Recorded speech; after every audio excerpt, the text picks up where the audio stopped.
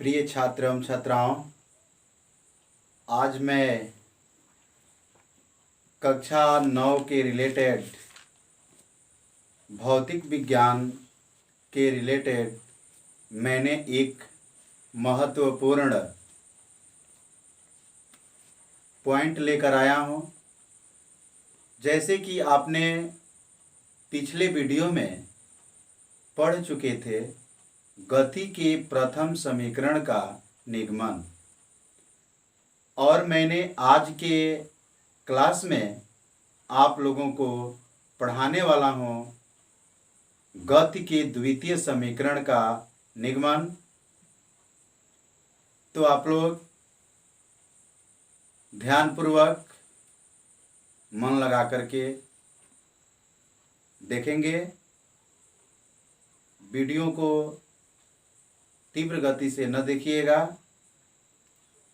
तो देखिए, गति के द्वितीय समीकरण S बराबर ut प्लस 1/2 at²।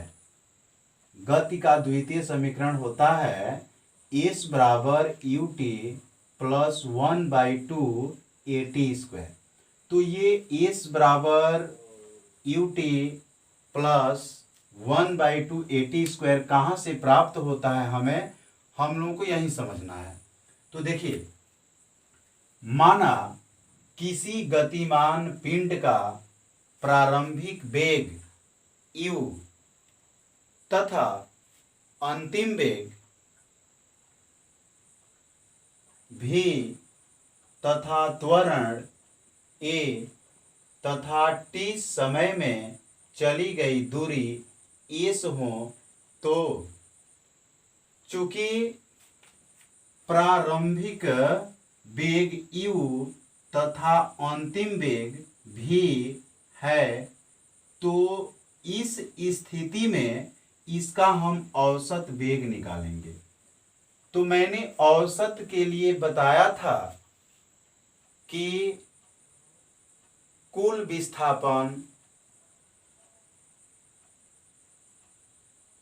तथा कुल समय। मैंने आप लोगों को ये वेग के लिए बताया था, औसत वेग के लिए। तो यहाँ पे औसत वेग में आप देख रहे हैं कि यहाँ पे प्रारंभिक वेग दिया हुआ है और अंतिम वेग दिया हुआ है। तो प्रारंभिक वेग और अंतिम वेग को जोड़ देंगे और इसमें बटा कर देंगे 2। ठीक है। तो औसत वेग बराबर u प्लस v/2। चूंकि प्रारंभ से 1 सेकेंड बाद वेग u, प्रारंभिक वेग क्या होता है u, और जब उसमें 1 सेकेंड बाद वेग में वृद्धि होगी तो त्वरण a से वृद्धि होगी, तो इसमें त्वरण a को जोड़ देंगे। ठीक है ना। तो ये हो जाएगा आपका 1 सेकेंड बाद वेग u प्लस a। चूंकि अंतिम से 1 सेकेंड पहले का वेग, तो 1 सेकेंड पहले का जब वेग पूछ रहा है अंतिम से, तो अंतिम वेग कितना होता है, v होता है। तो अंतिम वेग मैंने v लिख दिया। इसके बाद किस त्वरण से उसमें कमी होगा, तो -a त्वरण का कमी होगा, तो अंतिम वेग -a, तो v - a। अब इन दोनों वेगों का हम औसत वेग निकालेंगे। ठीक ना। तो जब औसत वेग निकालेंगे तो ये हो जाएगा प्रारंभ से 1 सेकेंड बाद का वेग u प्लस a प्लस अंतिम से 1 सेकेंड पहले का वेग भी माइनस ए बटा 2। अब देखिए यू प्लस ए प्लस भी प्लस और माइनस माइनस ए, देख रहे हैं ना, यहां पर धनात्मक त्वरण है और यहां पर ऋणात्मक त्वरण है, तो इसका जो योग होगा, योगफल 0 हो जाएगा। तो हमारे पास क्या बच गया, प्रारंभिक वेग प्लस अंतिम वेग बटा 2। तो औसत वेग बराबर u प्लस भी बाई 2। तो ये औसत वेग प्राप्त हो गया, ठीक है ना। अब हम लोगों को ये प्राप्त करना है कि संपूर्ण यात्रा में औसत वेग। तो यहां पे आप लिखिए कि चूंकि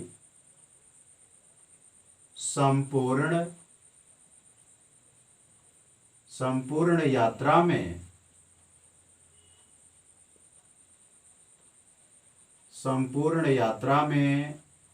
औसत वेग कितना आया है जी, u प्लस भी बाई 2। इसके बाद चूंकि पिंड के द्वारा चली गई दूरी, पिंड के द्वारा चली गई दूरी, तो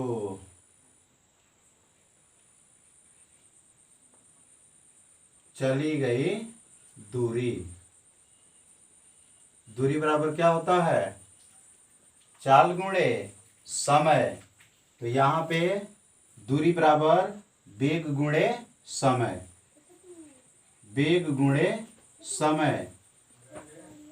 तो ये आपका हो जाएगा, यहां पर वेग कितना है, देखिए जो वेग है u प्लस भी बाई 2, लिख लीजिए u प्लस भी बाई 2 गुणे समय कितना है, समय आपका है t, तो यहाँ पे t लिख दीजिए, ठीक ना।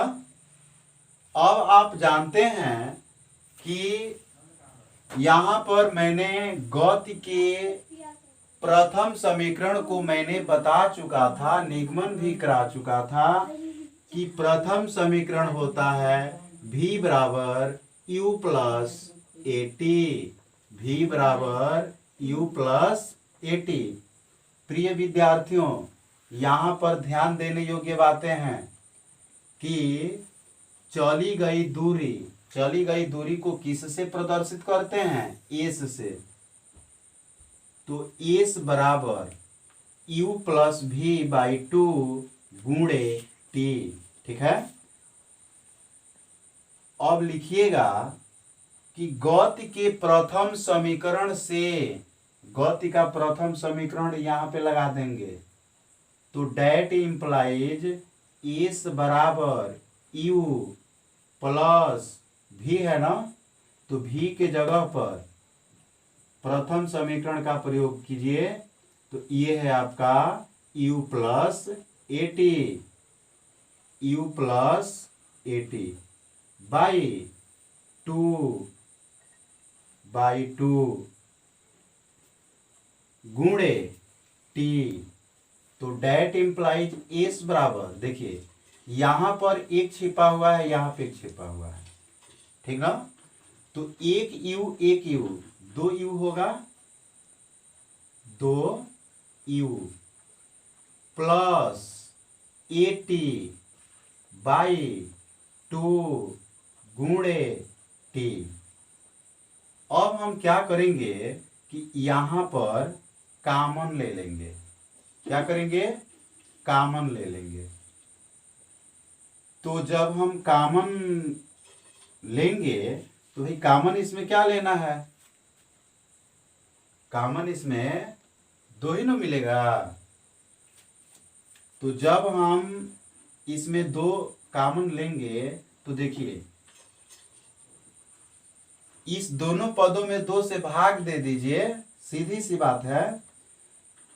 तो यहाँ पे क्या हो जाएगा, 2 से 2 कैंसिल एक बार में, तो यू बच गया अब प्लस।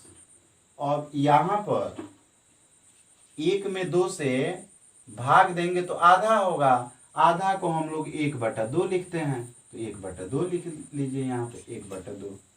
और 80 गुणे टी से गुणा करा देना है।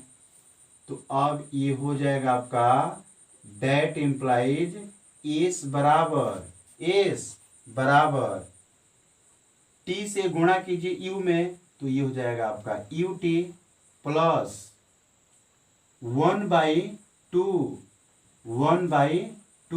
80 में टी से गुणा कराएंगे, टी के पावर 1 टी के पावर 2, तो ये हो गया एस बराबर UT प्लस 1/2 80 स्क्वायर। तो यही है गति के द्वितीय समीकरण। तो प्रिय विद्यार्थियों, गति के समीकरणों का निगमन बहुत ही अनिवार्य है, क्योंकि इस चैप्टर के रिलेटेड जितने भी न्यूमेरिकल मिलेंगे, आंकिक प्रश्न मिलेंगे, तो उसमें हमें गति के समीकरण का ही प्रयोग करना है। तो इसलिए ये समीकरण याद होना अति आवश्यक है। तो आज का क्लास हमारा यहीं पर समाप्त होता है। धन्यवाद।